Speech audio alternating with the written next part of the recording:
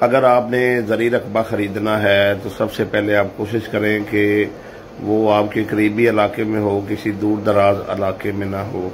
उसके बाद रकबे का विज़िट करें कि रकबे के ऊपर से कोई तारें वगैरह तो नहीं गुजर रही, रकबे के साथ कोई बरसाती नाला तो नहीं गुजर रहा।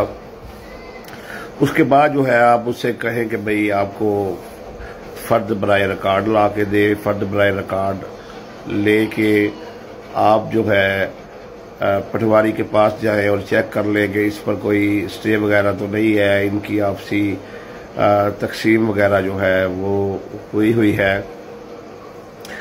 और उसके साथ आपने दाएं बाएं से ये भी पूछ लेना है कि कोई दूसरा जो उसके मुश्तरका खातेदार है वो तो ख्वाहिशमंद नहीं है वो जगह खरीदने का। ऐसा ना हो कि आप जगह खरीदें और बाद में आप पर शुफा कर दिया जाए और आप जो है वो परेशान होते रहें।